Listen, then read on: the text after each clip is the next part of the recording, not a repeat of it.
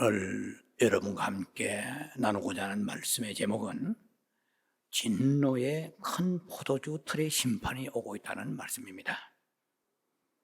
영성 시리즈로서는 종말론적인 신부의 영성 13번째 시간이 되겠습니다.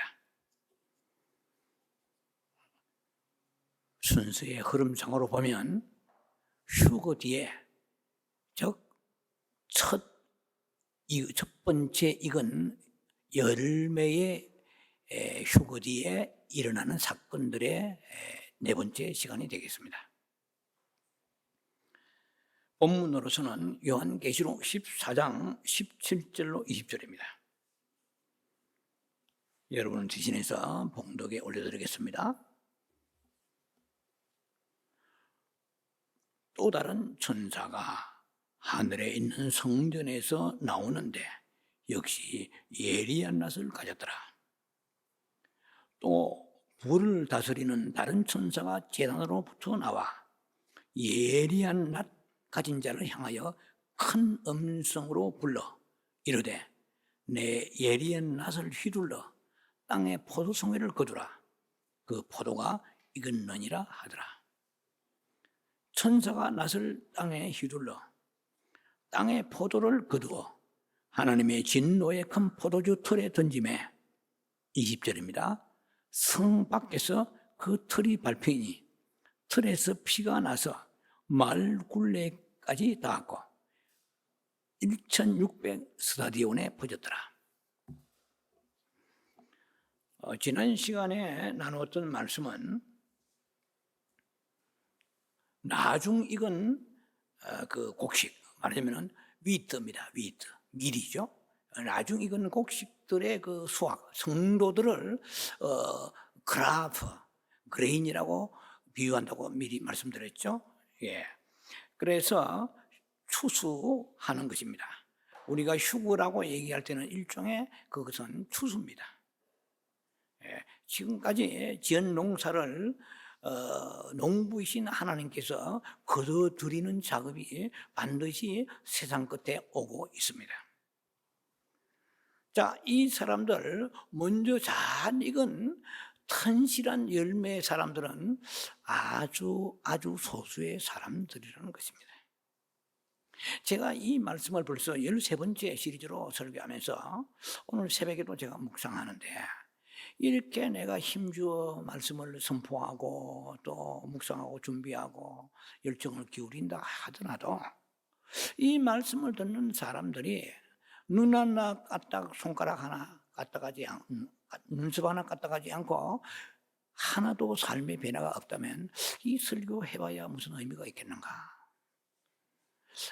정말 이런 말씀을 들으면서 찔림을 받아야 되는데 유튜브 성도들이나 우리 교회 성도들 가운데서 찔림받으면서 내가 이렇게 살아야 되겠나 하고 삶을 돌이키는 자가 없으면 이 설교해봐야 무슨 의미가 있겠는가. 이런 참 자괴감이랄까요?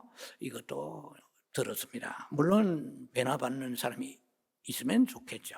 그것을 위해 설교합니다. 이 말씀을 크게는 두 가지예요. 계속해서 말씀을 나누는 선포의 내용이 하나는 first life fruit야. 먼저 익은 열매가 이게 바로 보좌로 휴거되는 것이에요. 근데 이 보좌로 휴거되지 못하고 떨어진 자들, 렘넌트 혹은 비하인드, 레프트 비하인드 떨어진 사람들의 수가 그 대다수란 거예요. 거의가. 왜냐하면 여러분들이 성경을 보면 아시다시피 자기 십자가 지고 자기 부인한 사람 많지 않아요. 성질대로 살고 욕심대로 살고 자기 포부와 계획대로 살지 하나님께서 말씀하신 것이 내 생애에 큰 손실이 오고 핍박이 오고 시련이 오고 어려움이 오는데도 불구하고 믿음 지키며 사는 사람은 눈을 씻고 봐도 많지는 않습니다. 이런 사람들이 바로 우리가 흔히 얘기하는 신부죠. 예. 천년왕국 때에 그리스도와 함께 왕노를 하는 소수의 사람들이에요. 이 소수의 사람들을 주님이 대환란, 그레이트 트루빌레이션이라는 무시무시한 대환란을 통과하게 하지 아니하시고 대환란 직전에 데려가신다는 것을 수없이 얘기했습니다. 그런 대로 얘기를 듣고도 현재 내 삶을 그대로 유지하는 사람이 대부분이 아니겠는가. 정말 that's who I am. 저것이 바로 나다 말이야. That person is me. 저렇게 떨어진 자가 바로 나일 수 있다 라고 생각하면서 뒹굴며 회개하며 정말 눈물 흘리며 변화받는 사람이 있기를 기대하고 이 설교하는 것이지, 그냥 지식이나 나이라고 뭐 여러분들에게 인포메이션을 주면서 이렇게 하고자 하는 의도는 아니란 거죠. 여러분 보세요. 다윗 같은 사람이 얼마나 신앙 있는 사람입니까? 정말 어릴 때부터 그 기름 부심 받아가지고 사울의 귀신 들린 자를 수금을 통해서 쫓아내는 그런 기름 부심 받은 다윗이지만 그가 육체의 욕망을 이기지 못해서 우리아의 아내 바세바를 범하고 난 뒤에 세월이 1년 이상 흘러서 나단 선지자가 찾아왔는데 이러한 양이 있는데 막 그 양을 잡아먹었다 하고 설명을 하고 자기를 향해서 하는 얘기인데도 불구하고 눈 하나 끔찍하지 않아요. 이렇게 인간은 완악합니다. 자기 자신인 줄 자기가 모르고 살아가는 거예요. That person is me. 저 사람이 바로 납니다. 이렇게 생각 안 한 거예요. 그러다가 정말 한참 얘기를 듣고 난 뒤에 나중에 자기가 자복하고 깨어졌지만, 이렇게 인생이라는 것이 무덤덤하게 무감각하게 살아가는 것이 인생인데, 이런 사람들을 향하여 주의 종들이 막 메시지를 퍼붓고 막 그냥 그 열정적으로 설교하는 이유는 변화받으라는 거죠. 돌이키라는 거죠. 이 설교를 하는 이유는 어디에 있겠습니까? 무수하게 설교 재료가 많은데 이런 설교는 마지막 때가 다 되었다. 이제 오늘 저녁이라도 저 그리스도 나타나면은 3년 반밖에 안 남았다는 거예요. 7년이라고 생각하면 안 됩니다. 저 그리스도가 나타나서 카운트다운 되면 3년 반밖에 시간 없어요. 그런데 그 3년 반 동안에 뭘 준비하겠어요? 지금도 준비가 안 돼 있는데. 세월을 아끼라. 에베소 5장 16절 때가 악하니라. 너희가 정말 세월을 아낄 만한 그런 여건이 되지 아니고 온갖 것을 다 사탄이 동원시켜서 그 세월을 허비하게 할 것이라는 것이 그런 뜻이에요. 그래서 기회를 최대한 활용하라는 것입니다. 1초 1분을 생명보다 더 소중히 아깝게 여기면서 기도와 말씀으로 우리가 무장하고 하나님의 뜻을 쫓아서 순행하고 준행하며 살아가야 될 것입니다. 오늘 여러분과 나누고자 하는 말씀은 이제 밀들의 수확, 밀의 곡식의 수확은 끝났습니다. 그러나 오늘의 말씀의 주제는 포도 송이의 수확에 대한 얘기입니다. 자, 그래서 우리가 보통 생각하면 포도라는 것은 긍정적이고 좀 파지티브하다 할까요?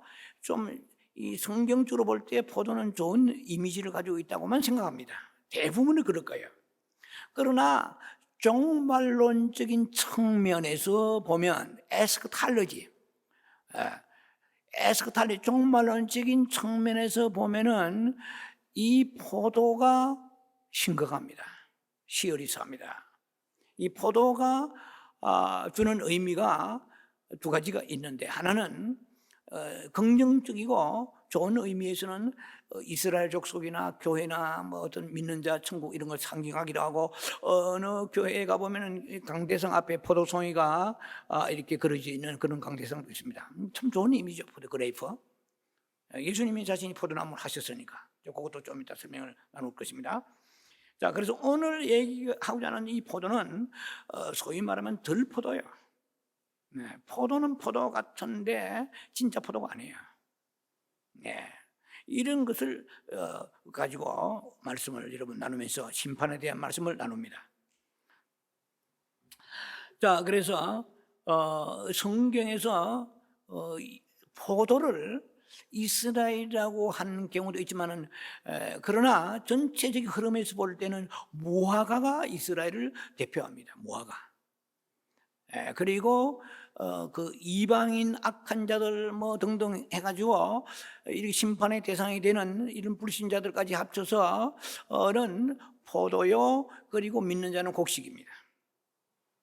곡식 중에 주로 밀에 가깝습니다. 위트, 밀에 가깝습니다. 자, 그러면 오늘 첫 번째 말씀에서 단락에 하나님보다 세상 물을 사랑한 포도송이들의 운명은 과연 어떻게 되는가? 거기에 괄호를 쳐서 넣는다면 너는, 당신은 밀인가 포도인가? 이걸 주제로 가지고 첫째 단락을 설교를 하겠습니다.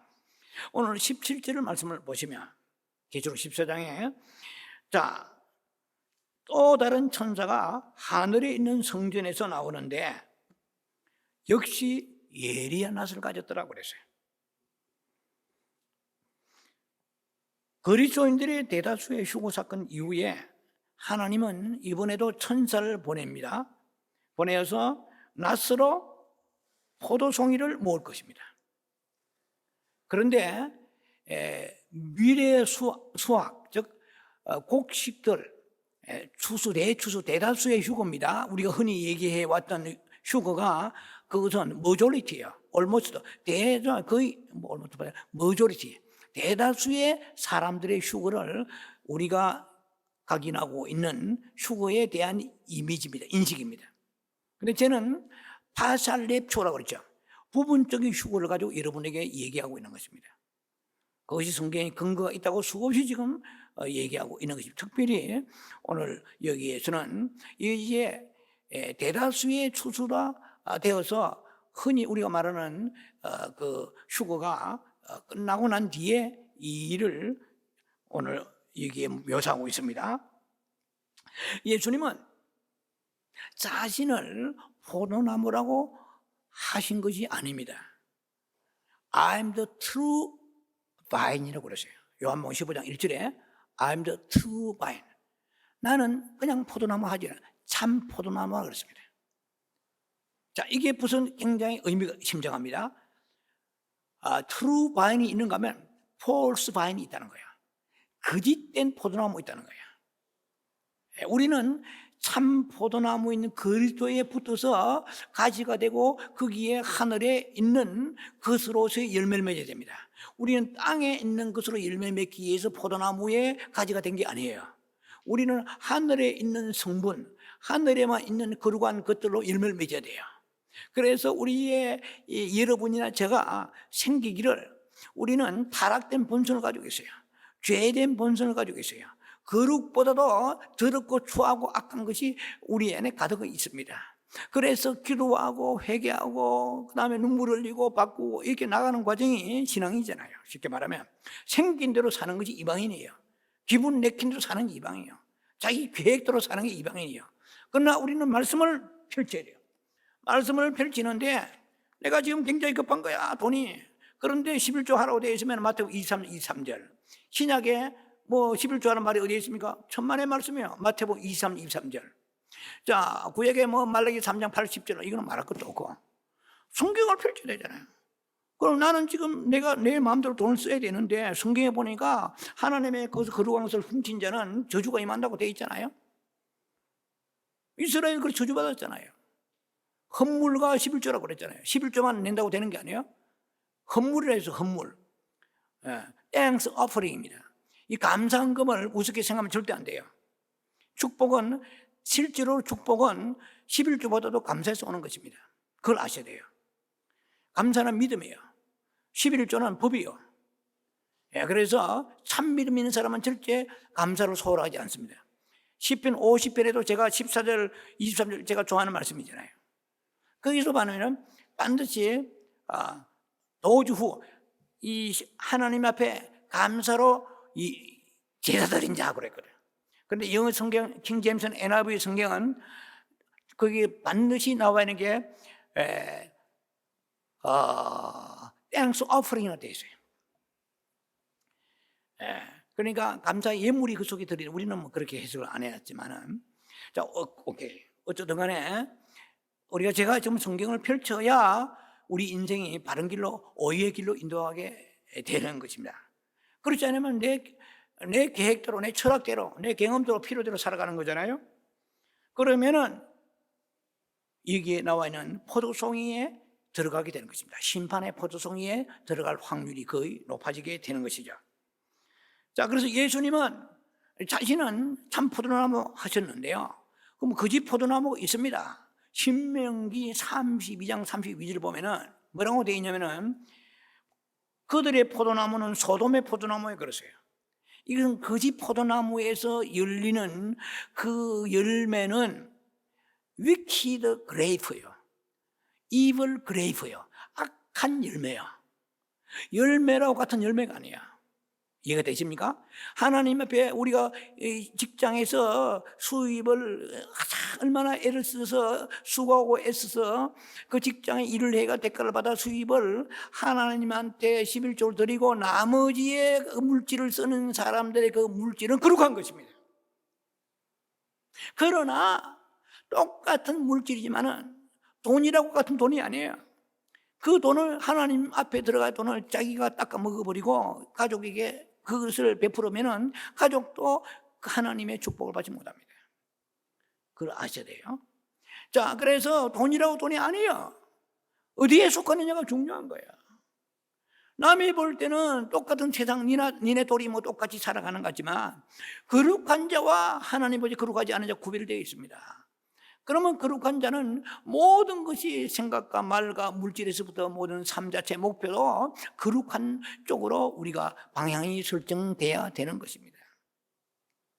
자, 그와 마찬가지로 소돔의 포도나무가 있어. 이거는 음란하요. 예, 이거는 뭐 세상을 사랑하는 포도나무이죠. 그들의 포도는 독이 든 포도라고 그랬어요. 남이 볼 때는 똑같이 포도로 보여요. 예, 저 사람이 타고 가는 차나, 김 목사가 타고 가는 차나, 뭐 그 차가 밸류가 어쩌든 간에 남이 볼 때는 똑같이 차로 보이고 똑같은 사람 보이지만은 그와 마찬가지로 포도로 같은 포도가 아니에요. 독이 든 포도가 있어요. 이게 포이즌 그레이프예요. 독포도예요, 독포도. 아십니까? 독포도는 하나님을 찌르는 거예요. 하나님을 대적하는 거예요. 하나님과 네가, 당신이나 나나, 니네 똘이 동일한 거예요. 하나님 두려워하지 않아요. 뭐가 하나님 두려워해요? 우리는 두렵고 떨림으로 여호와를 경외하는 사람입니다. 그래야 성경을, 시편을 뒤져보면은 우리의 자녀들이 잘 되는 길, 우리가 잘 되는 길은 딱 한 가지가 있습니다. 물론 많겠지만 그 중에 가장 대표적인 것이 뭔지 아십니까? Look at me. Look at me. 여호와를 경외하라. 두렵고 떨림으로 여호와를 섬기라는 거예요. 하나님을 무서워하라는 거예요. 여호와를 경외, 리스펙트하래요. 여호와를 섬기라는 거지. 두려움으로. 그 길밖에 없다고. 저는 성경을, 시편을 얼마나 많이 파고 들어가는지 몰라요. 예, 파고들고 또 파고들어도 거기에 무수한 말씀이 있지만은 첫째는 여호와를 경외하라. 두려워하라. 계명을 두려워하라. 바보라서 그런 것이 아니라 여호와를 정말로 하나님으로 사랑하고 섬긴다면 두려워할 줄 알아라. 벌벌 떨으라는 거죠. 계명을 그렇게 생각해요.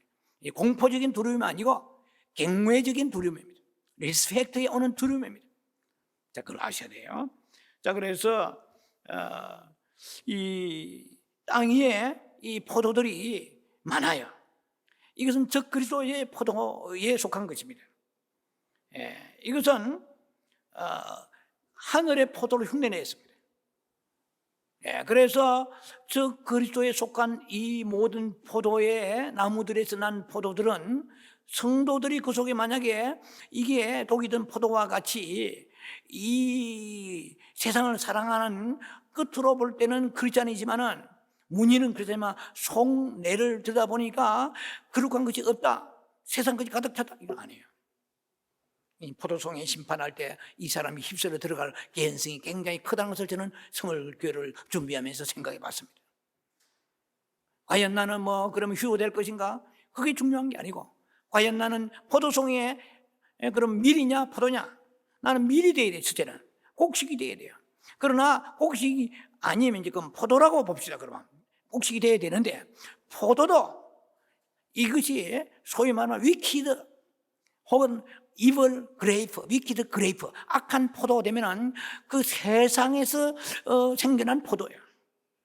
그러니까 무늬만 교회에 앉아있고 크리스찬이지, 그 내용은 목표가, 모든 기쁨과 모든 인생의 목표가 이 세상 물에서 흘러나오는 것이라면 이 사람은 마지막 심판 때 포도송이에, 포도즙 틀에 들어갈 가능성이 있지 않겠느냐라고 생각합니다. 그래서 성경은 곡식과 가라지에 대한 얘기가 있습니다. 마태복음 14장 보면은 곡식과 가라지가 있어요. 가라지와 곡식은 비스무리합니다. 거의 시뮬러, 거의 비슷해요. 아니, 비슷하다기보다도 쭉정이, 소위 말하면 이 잡초가 곡식보다도 더 곡식다워요. 보기는. 중국의 짝퉁이 롤렉스 진짜 시계보다도 짝퉁이 더 눈을 끌 수도 있어요. 위장의, 사탄의 위장의 전문가입니다. 교회도 마찬가지예요. 교회도 사탄이 위장하게 되면은 엄청나게 은혜로운 교회처럼 보이지만은 주님은 사대 교회와 라오디게 교회라고 주님이 그렇게 규정하시면은 끝나는 것입니다. 우리는 사람의 비를 맞추기 위해서 사람들의 생생내기에 신앙생활하면 안 됩니다. 내 내용이, 정말 내용이 내 안에 들어있는 게 뭐냐는 것입니다. 자, 그래서 요엘서 3장의 13절을 보면은 포도주 털에 포도주가 그 가득하고 독이 막 넘친다고 그랬어요. 넘친다고 되는 게 아니에요. 이게 들포도냐 말이야. 와일드 그레이프냐, 이블 그레이프냐, 위키드 그레이프냐, 악한 포도에서 나온 것이냐, 이게 중요한 거예요. 포도주 즙틀에다가 물 담아서 포도주가 막 흘러 넘치는 거예요. 오버플로우, 넘치는 거예요. 넘치는데, 넘친다고 좋은 겁니까? 물질이 넘치고 건강이 넘치고, 모든 것이 넘쳐요. 어느 면에서 부럽죠. 그러나 그것이 독이든 포도냐, 포도즙이냐는 것이 아니냐는 것이 중요한 것이죠. 이사야 63장 23절과 계시록 19장 15절에 보면은 그런 포도주즙 틀 자체를 밟아버린 심판이 있습니다. 우리가요, 신앙이 좋다는 것은 무엇을 말합니까? 저는 크게 두 가지로 봅니다. 하나는 매일매일 살아가면서 하나님의 상급을 향하여 심고 살아가는 거예요. 또 하나는 하나님 심판을 마주대하고 심판을 두려워하며 살아가는, 이 두 가지가 빠졌으면 제가 볼 때는 진정한 정말 거룩한 신앙이라고 볼 수가 없는 거예요. 심판을 의식하라는 거예요. 심판을 마주 못 달려가는 거예요. 또 하나는 하늘의 상급을 우리가 바라보면서 나아가는 것입니다. 그래서 우리가 하나님의 그 상벌에 대한 의식이 없으면 마음대로 살아가는 것입니다. 목사도 그렇고 선교사도 그럴 수 있습니다. 하늘의 심판과 하늘의 상급을 두 가지의 트랙을 놓고 바라보며 살아가는 것이 오늘 우리의 신앙인의 자세인 것입니다. 그런데 이 악한 포도 음악독에서 그 단지에서 막 포도가 넘쳐요. 풍성해요. 그런데 그 포도 즙틀에서 흘러나오는 이 포도에는 하나님이 밟아버리시고, 사람이 밟아도 아프고 힘든데 하나님이 밟아버리시다고 피가 터져가지고 오늘 마지막 결론에 말씀이 나옵니다. 이것이 무서운 심판이에요. 주님이 발로 밟아버리세요. 포도주 틀에 집어넣고 밟아버리세요. 다 피가 터져버려요. 무서운 심판이 있다고 말씀하십니다. 이걸 이방인, 그럼 예수 안 믿는 사람 것이라고 생각하면 우리는 은혜를 받지 못해요. 그럼 그런 성경 읽거나 마나요. 이것이 나도 해당될 수 있구나. 밀이 아닌 사람은 포도가에 속합니다. 제가 얘기하는 긍정적 포도가 얘기하는 게 아니에요. 여기서 얘기하는 악한 포도를 얘기합니다. 곡식이라는 것은 여러분 잘 들으시기 바랍니다. 곡식과 포도가 성숙해 가는 과정이 다릅니다. 곡식은 그 알맹이가 연그러 가려고 그러면 땅에서 물기가 말라버립니다. 그래서 저도 시골 농사 짓는 그 어릴 때 자라면서 보면 그 논에 물을 대기를 그칩니다. 예, 한창 성숙할 때는 논에 물을 엄청 대야 돼요. 그러나 성숙할 때는 논에 물을 끊어버립니다. 그러면 땅에 있는 물이 말라버리면서 그 알갱이가 성숙해지는 거예요. 예, 그런데 포도는 반대급부로 땅에 있는 물이 더 풍성해야 돼요. 예, 더 땅에 있는 물을 흡수합니다. 그래야 여러분들 포도 잡숴봤잖아요. 뭐 99.9%가 수분이잖아요. 물컹물 전부 수분이잖아요. 근데 그 물이 풍부합니다. 그 좋은 포도는 정말 좋은 것이죠. 그러나 아까 포도나 이 포도의 그 본질 특성을 지금 얘기하는 겁니다. 물을 빨아들인 거예요. 물인데 이 물이라는 것은 세상 물을 말합니다. 예, 곡식은 물이 말라야 돼요. 예, 그래서 세상과 멀어지는 거예요. 예, 세상과 멀어져야 영이 성숙됩니다. 10년 전이나 1년 전이나 세상 사랑은 똑같다고 그러면 지금 이 사람은 곡식가에 속하기보다 포도가에 속할 가능성이 많은 거예요. 이해가 되십니까? 예, 세상 물을 빨아들여야 포도는 그 접이 많아지는 거예요. 예, 그래야 풍성합니다. 그러면 우리가 안 믿는 사람이나 혹은 믿어도 신앙에 옳게 거듭난 신앙이 아니고 참 그 크리스찬의 모습이 아닌 사람들에게서 이걸 흘러넘치는 포도즙 틀에서 흘러넘치는 그러한 상태만 보고서 판단하면 위험합니다. 자, 포도즙 틀에 넣어서 즙을 짜기 위해서는 물이 풍성해야 되겠죠. 그건 악한 포도를 지금 얘기하는 것입니다. 대화하는 시기에는 갈수록 세상이 더 우리를 유혹하게 됩니다. 디모데후서 3장 1절로 5절 사이에 보면 그 19가지의 말세에 고통한 때가 이른다고 그랬어요. 그런데 그 중에서 3가지가 특징이 눈에 띕니다. 이 말세에 지금 현재 이 시대도 마찬가지입니다.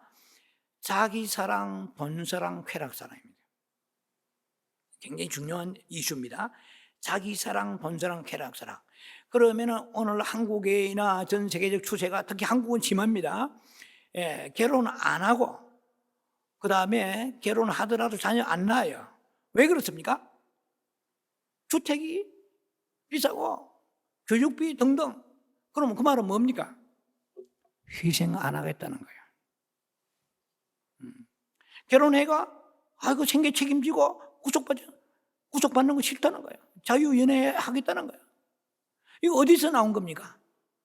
이 말세에 나타난 사탄의 문화의 흐름에 빨려 들어가고 있는 거예요. 희생이 싫은 거예요.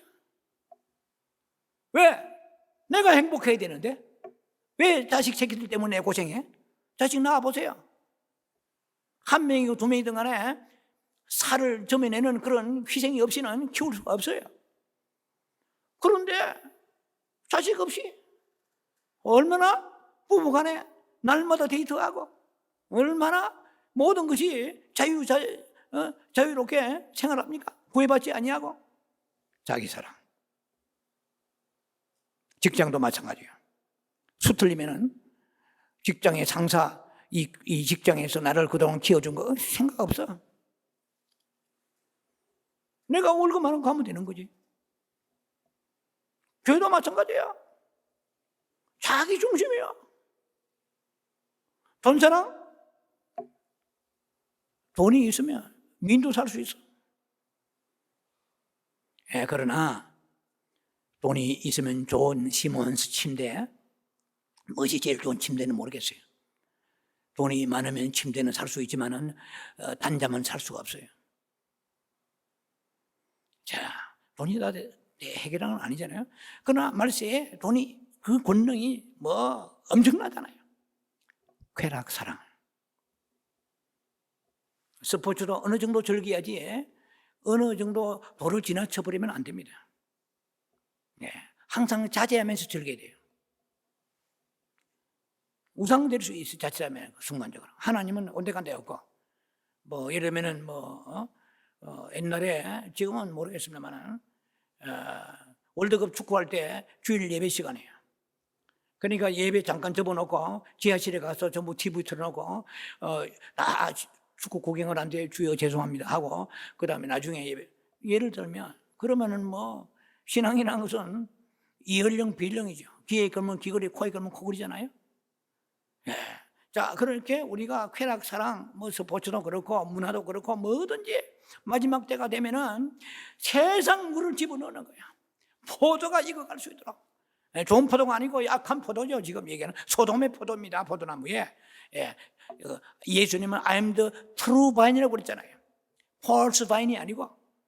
자, 그래서 사탄은 세상 곳곳마다 거짓 포도나무를 세워놓고 거짓 교사들이나 거짓 목자들, 거짓 종교를 세워놓고 사람들을 불러서 병을 낫게 하고 가정의 문제도 해결하고 여러 가지로 육신의 것을, 애굽의 술사들이 그 애굽 나일강에 모든 기적을 베푸는 것 같이 악령도 능력이 대단합니다. 능력이 나타날 중요한 거 아니에요. 어디에 속했는가, 그 소스가 어디냐가 중요한 것입니다. 자, 그래서 우리는 밀인가 포도인가? 나는 땅에 속한 물이 말라가고 있는가? 정말 세상에 것은 있어도 되고 없어도 되고 주님 없이 살 수 없는가? 예. 만일 여러분들이 꿈과 포부가 땅에 속한 물을 더 많이 흡수하고 빨아들이는 데 있다면 여러분들은 포도에 속할 가능성이 많다는 것입니다. 나는 밀인가 포도인가? 이렇게 말씀을 듣는 시간에 한번 점검해 보시기 바랍니다. 이것은 저기 강 건너 등불이라고 생각하지 마세요. 예. 곡식이 익든지 포도가 익든지 결국 다 익어가게 될 것입니다.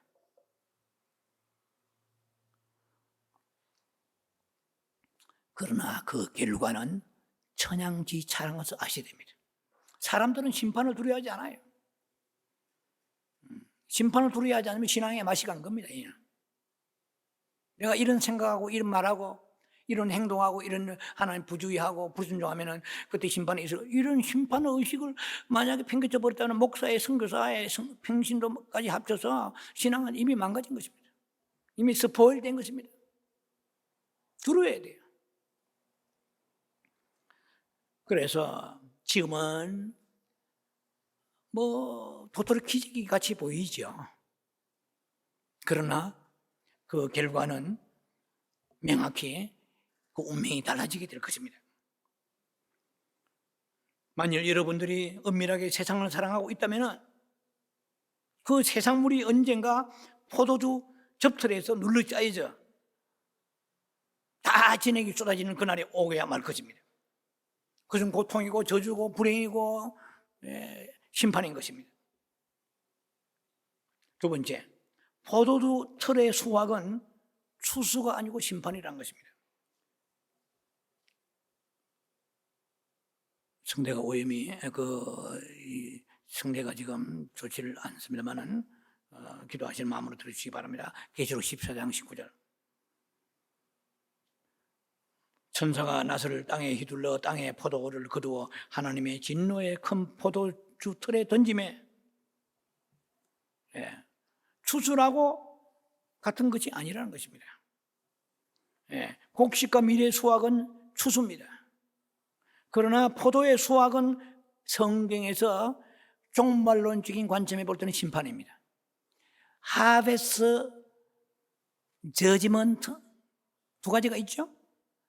우리가 믿는 자는 하베스트에 속해야 됩니다. 그러나 믿지만은 악한 포도송이로 남는 자들은 이방인과 더불어서 여기에 저지먼트에 속할 가능성이 너무나 높습니다. 이사야 34장 2절과 3절을 보면은 거기에 진멸과 살육과 그리고 그 시체에서 악취가 솟아나서 온 산들이 피로 막 그냥 범벅이 되는 그런 모습을 묘사하고 있습니다. 이사야 63장 1절로 3절에 보면은 에돔에서 오며 홍의를 입고, 홍의라는 말 붉은 옷을 말합니다. 보스라에서 오는 자가 누구뇨? 됐어요. 이 보스라는 조금 길게 설명할 시간은 없으면 다른 기회에 있겠지만, 대환란에 후 3년 반 대환란 때에 그 이스라엘의 남은 자들이 스가랴 13장 8절에 보면은 3분의 2가 이스라엘 사람 중에 대환란 중에 3분의 2가 멸절된다고 되어 있어요. 그리고 3분의 1이 남습니다. 어디에? 스가랴 13장 8절에. 그래서 3분의 1이 남아가지고 그들이 구원을 받게 되는데, 그거는 마태복음 24장 15절에 보면은 거룩한 곳에 가정한 것이, 멸망에 가정한 것이 선주로 알거든 너희는 산으로 도망하라고 했는데, 산은 어느 산을 말할까요? 뒷동산을 말할까요? 이것은 바로 이게 대환란 때 이스라엘 사람들이 피할 장소입니다. 피신할 장소인데 그것을 보스라라고 해석을 합니다, 학자들이. 보스라는 암몬의 나라의 수도입니다. 지금의 지금의 암몬은 레바논입니다. 레바논, 요르단입니다. 요르단, 저도 안 가봤습니다만은 요르단에 가면은 페트라 성이 있는 걸 다 들어봐서 아실 거예요. 이게 뭐 벌써 영상도 나오고 그랬습니다. 페트라. 이 페트라 성이 바로 보스라라고 그렇게 해석하는 학자들이 있고, 또 최근에는 그 견해가 달리 여기에 보스라는 부세이라 해서, 부세이라. 페트라 성은 아주 붉은 바위로 되어 있는, 기암 개수로 되어 있는 그런 피난처라고 생각했는데, 실제로 연구해 보니까 이 보스라가 소위 말하면은 부세이라 해가지고 이 요르단의 그 수도인데 페트라에서 한 50km 이상 떨어져 있는 곳이라고 합니다. 여기를 지금 지금 얘기하고자 뭐냐면은 예수님이 지상에 재림하셔서 아마겟돈 전쟁을 치르시고, 그리고 어디로 가시냐면은 보스라로 가십니다. 보스라로 가셔가지고 거기에 3분의 1 피해 있던 이스라엘의 대환란에 피해 이스라엘 사람들을 데리고 오실 때에, 그때에 예수님이 입고 있는 그 옷이, 이게 보면은 내 의복이 붉으며 포도즙 틀을 밟는 자와 같으나 쭉 나와 있습니다. 자, 이게 이사야 63장 1절로 3절의 얘기입니다. 예수님이 요한계시록에 그 19장에 보면은 예수님이 공중에서 지상에 재림하실 때에 예수님이 그 옷이 피에 피 뿌린 옷을 입었다고 그래요. 여러분 계시록 보면 다 나와 있습니다. 다른 사람들 데리고 오는 군대들, 그 소위 말하는 휴고됐던 그런 천열매나 이기는 자들의 세마포를 다 흰말을 타고 오는데, 예수님도 흰말을 타고 오시는데 예수님만 옷이 붉은 옷으로 피칠갑이 되어 있습니다. 오늘 이것을 얘기하는 것은 뭐냐면은 예수님이 그 아마겟돈 전쟁에서 많은 적 그리스도와 그 포도주즙 틀에 심판받을 사람들을 처형하고 심판하시니까 그 피가 튀어서 예수님의 옷에 피칠갑이 되어서 예수님 옷이 피에 젖었다고 되어 있습니다. 성경을 보시면 그건 여러분 나와 있습니다. 예수님이 계시록 19장에 신발 타고 오시는데 왜 옷에 피 뿌린 옷을 입었는가? 그걸 해석을 하는 것이 이사야 63장 1절에 3절 나와 있습니다. 이해가 되십니까? 계시록은 서로 연결되어야만 이해가 되는 것이죠. 콩콜단서라고 그러죠. 자, 어쨌든 하나님보다도 세상물을 사랑한 포도들이 모여져서 큰 포도주 틀 속으로 던져질 날이 오고 있습니다. 그래서 이곳으로 전 세상의 나라들이, 하나님 대적한 나라들이 아마겟돈 전쟁을 위하여 이스라엘 무기토라는 장소로 모여들게 될 것입니다. 자, 그때에 예수님은 감람산에 재림하시죠. 스가랴 14장 4절에. 그리고 세상 군대에 모이는 모든 포도들을 그 포도주 틀 속에 집어넣어서 심판하십니다. 그때에 우리가 세상 물을 사랑하는 악한 포도에 속해서 그 이방인들이 포도주 접틀에 집어넣을 때 같이 함께 따라 달려 들어가는 역사가 없어야 된다는 것을 강조하기 위해서 여러분에게 이 말씀을 여러분들이 다시 설명하고 증거하는 것입니다. 세 번째 단락입니다. 간단하게 마치겠습니다. 세 번째 단락에 포도주 틀에서 심판할 때 피가 1600 스타디온까지 흘러서 넘칠 것입니다. 흥건하다, 피가 낭자하다 이 말입니다.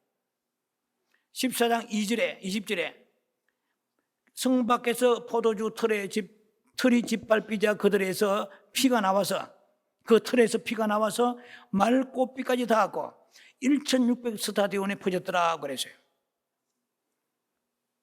자, 이 아마게돈 전쟁 때에 그 많은 포도주 틀에 뒀던 포도들이 터지면서 심판을 예수님이 짓밟히고 심판을 받으면서 이렇게 그 피가 흘러서 1600 스타디온까지 흘러간다는 것을 말씀하고 있습니다. 여기에는 이방인들뿐만 아니라 그 세상을 사랑하는 포도송이들도 포함될 수 있다는 개연성을 볼 수가 있습니다. 두렵습니다. 과연 나는 밀인가 포도인가 이게 분명해야 됩니다. 다시 말씀드립니다. 그 포도의 특징은 물을 사랑해요. 세상 물을 사랑해요. 기도보다도 다른 오락이 더 즐거운 거예요. 하나님 앞에 드리는 물질보다 나를 위해서는 게 더 늘 기분 좋고 즐겁고 행복한 거야. 하나님 앞에 가는 시간과 물질은 아까봐 벌벌 떠난 거야. 나는 과연 포도인가 밀인가? 세상과 접촉되어서 세상 물을 빨아들이고 흡수하는 게 포도송이의 특징입니다. 그런데 당장은 빛깔이 좋지 때깔이 좋아. 그러나 밀이 아니라면 이것은 비참한 것입니다. 얼마나 비가 많이 흘렀는지 1600 스타디온이에요. 1스타디온은 그때의 헬라식이 아닌가 싶으면은 1스타디온이 192m입니다. 그거는 소위 말하는 이게 스타디움이죠. 스타디움이라는 것은 경기장을 말합니다. 그 경기장의 길이가 코스가 주로 마라톤이죠. 192m입니다. 그리고 원 스타디온이 192m예요. 근데 그 심판의 포도주 접틀에서 흘러나온 피가 말 꽃비까지 높이가 그런 데다가 길이가 약 307km 갑니다. 서울과 부산의 그 직선거리가 325km예요. 그러니까 쉽게 말하면 피로 낭자하다는 거예요. 마지막 주님이 오셨을 때에 이 포도주 접틀에 심판하실 때에 그 깨어져서 사람들이 흐르는 그 피가 한강물, 낙동강물 강수같이 흘러가지고 피로 낭자하다는 것입니다.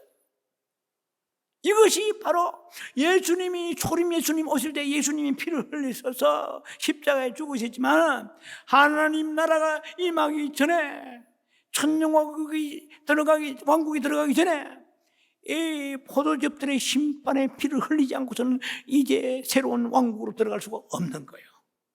마지막 이거 정리하는데 오늘 우리가 나는 뭐 교회 다니고 뭐 예수님은 나의 구세주고 이렇게 우리가 입술로만 고백이 될 것이 아니고 나는 밀인가 포도인가 아니 밀인가 포도인가.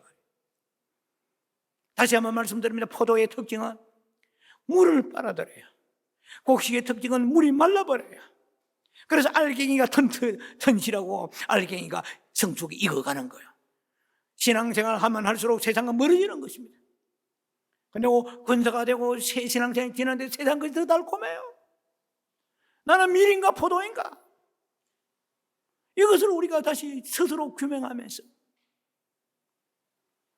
오늘 우리가 마지막 날의 심판을 생각하면서 오늘 하루하루 이겨가는 성도 그리고 아름다운 곡식이 되는 추수되어 하나님 앞에 갈 수 있는 성도들 되게 주 이름을 축원합니다. 기도합니다. 자비하신 아버지 은혜를 감사합니다. 나는 포도인가 밀인가? 세상 물을 사랑하지 않는 저희들 되게 하여 주시옵소서. 그래서 우리는 힘들고 어려운 고비고비마다 주님을 바라보고 기도하며 깨어있는 저희들 되도록 축복해 주시옵소서. 아름다운 추수 때에 누락되지 않는 하늘의 미래이 되게 축복해 주시옵소서. 예수님 이름으로 감사 축복 기도합니다. 아멘.